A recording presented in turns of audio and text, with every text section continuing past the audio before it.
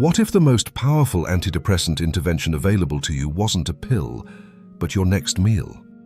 In 2017, a team of Australian researchers ran the first randomized controlled trial ever designed to test that question directly.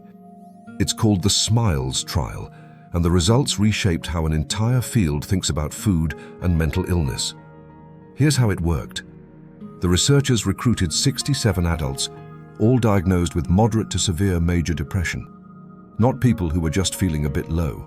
Clinically diagnosed depression, verified by professionals. They split these participants into two groups.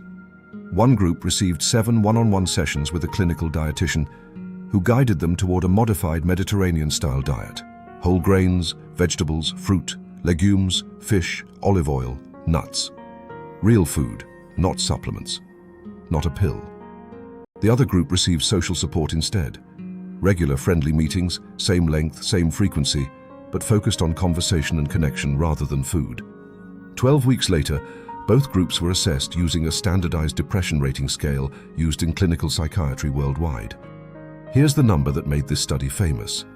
The group that changed their diet showed a dramatically larger improvement in their depression scores than the social support group.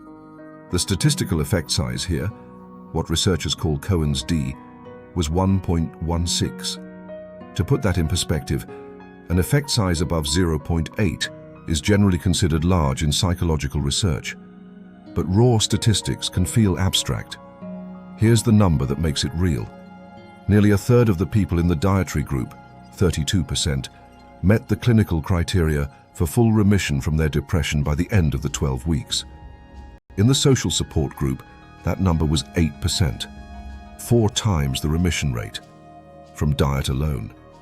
Now, before you assume this was some flimsy self-report study, it's worth knowing how carefully it was built. Assessors were blinded.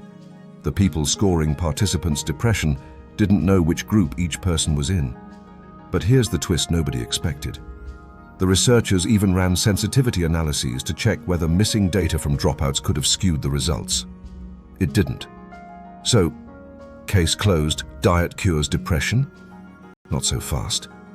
Good science doesn't stop at the first exciting result. A year after publication, a separate team published a critical commentary questioning some of the trial's methodology. Specifically, how participants were recruited and whether that could have inflated how large the effect appeared. Extraordinary claims invite extraordinary scrutiny, and a Cohen's d of 1.16 is extraordinary. The original researchers defended their methods. But the honest state of the science was this. One trial, 67 people. Even strong statistics can't settle a question this big alone. So the real question became, does this replicate? 2 years later, a separate Australian team decided to find out. And they didn't just repeat the experiment. They stress-tested it. This is the Helfheim trial. This time, 152 adults with depression, more than double the original sample. Here's what changed. Instead of 12 weeks, 6 months. Instead of dietitian sessions alone, Mediterranean-style food hampers, cooking workshops and fish oil supplements against a social meetup control group. So, did it hold up at this bigger scale? At 3 months, the results echoed SMILES. The diet group showed a significantly greater reduction in depression symptoms, plus real improvements in mental health-related quality of life. Here's the detail that matters most. Those improvements weren't temporary. At 6 months, the gains were still there. Now, an honest caveat. Depression here was self-reported, not clinically diagnosed the way SMILES required. A real limitation. But the trade-off was scale, more than double the participants, and durability tracked twice as long. 2 trials, 2 teams, 2 timelines, same core signal. But 2 trials still isn't the science is settled. So in 2019, a third team asked the biggest question yet.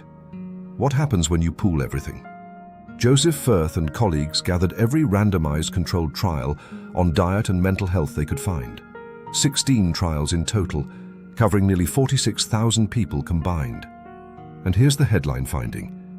Even across this much larger, more varied pool of studies, dietary interventions significantly reduced depressive symptoms. The effect held up even when the researchers restricted the analysis to only the highest quality trials. But here's the part a lot of people skip when they cite this study. When the same researchers looked specifically at anxiety symptoms across these 16 trials, the pooled effect was not statistically significant. Diet, at least based on this evidence, showed a clear signal for depression, but not a clear one for anxiety. That's an important asymmetry. It means we shouldn't casually extend diet helps depression into diet fixes anxiety. The data, as it stands, doesn't support that leap. One more detail worth knowing: across these trials, women tended to show a larger benefit from dietary interventions than men. Researchers don't yet have a settled explanation for why. So, 3 studies, 3 different questions. Smiles showed diet could meaningfully help a clinically diagnosed depression sample. Hellfimed showed it could hold up at a larger scale and last for months. And the Firth meta-analysis showed the depression effect holds up across the wider literature, while making clear that anxiety is a different, less settled story. What we still can't say: the diet alone should replace therapy or medication for major depression. Every team involved was careful to frame this as an adjunctive approach, something added alongside existing care. There's something worth sitting with about the timeframes here. 12 weeks, 3 to 6 months, not a lifetime of clean eating. In that window, close to a third of people in the strongest trial reached full clinical remission, and across nearly 46,000 people, the broader pattern held. That's the story here. Not the pill you don't take, but the meal you already eat every day, quietly working on your brain in the background, whether you've noticed it or not. This is Curious and Verified, and this fits right into the bridge we've been building all season. From the bacteria in your gut, to the chemistry of your brain, to something as ordinary as what's on your plate tonight. Every claim in this video, every number, traced straight back to the original source, linked below, always. If breaking down real peer-reviewed research like this is useful to you, subscribe.